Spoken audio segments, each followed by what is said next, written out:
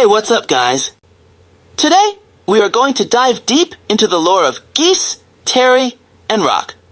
The story starts in an American territory, Southtown, a popular place for fighters all around the globe to come and put their skills to test. The strong are glorified here, and the blood of weak stains the streets.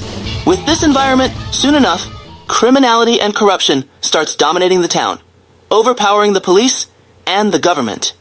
People start to live in fear. One man, in particular, was leading all these criminal activities.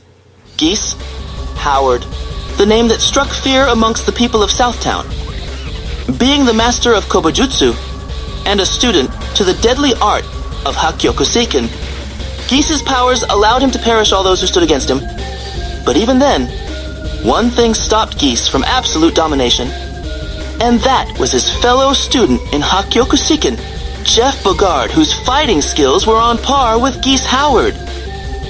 Jeff possessed a heart of justice, unlike Geese, and this fueled the rivalry. When Tung Fu Rue, the master of both, chose Jeff Bogard as his best student, that was the moment Geese had enough. He retired from the dojo and had only one intention in his mind: to deal with Jeff. Jeff, on the other hand, continued his life as a good fighter and an adoptive father, raising two orphan boys from the streets of Southtown, Andy Bogard and Terry Bogard. Jeff was finally killed by a cowardly attack from Geese Howard, eliminating his only competitive rival in the town. Geese claimed his position as the new King of Fighters. But Jeff and Geese's master, Tung Fu Rue, had not forgotten about Jeff's two sons, Terry and Andy. Tung told the two orphans to choose their own paths and become strong enough for the time when they would get revenge from Geese. Terry decided to stay in Southtown and learn from the streets themselves, which were overcrawling with skillful fighters. Andy, on the other hand, decided to travel to Japan and train himself in the deadly art Koppoken. Meanwhile, Geese enjoyed his stay in power. Challenges from many fighters around the world to battle against the man who killed Jeff Bogard began to grow more and more. Geese considered most of the challengers trash and weak. So, in order to gain more men for his cause and eliminate anyone who dare oppose his rule, Geese created a tournament that would bring together the best fighters, with the winner earning the right to challenge Geese himself. The name of the tournament was the King of Fighters. Geese landed another crushing victory.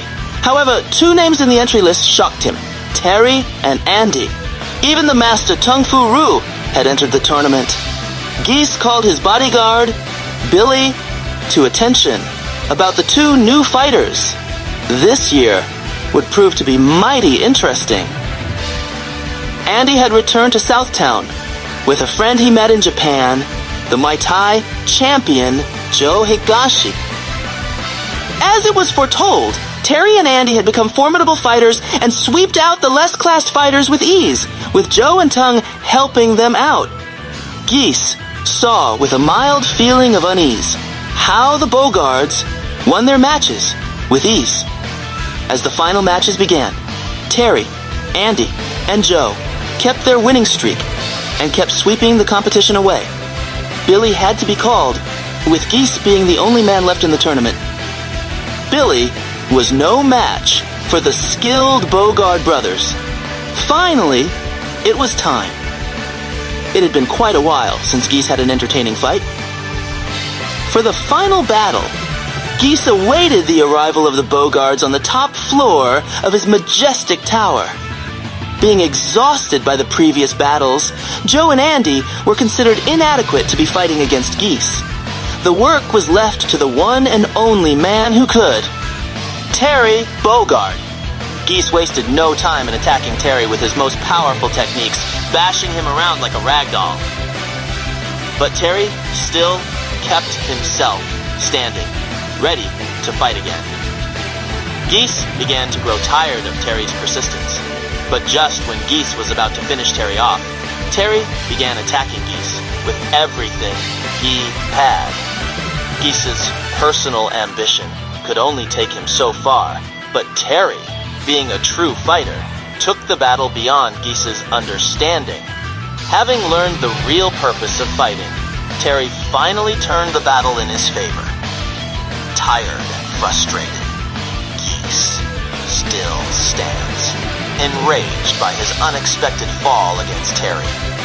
Not willing to accept defeat just yet, Geese attacks Terry with complete rage burning in his eyes, counters Geese, and the final blow is hard enough to send Geese crashing out of the tower window.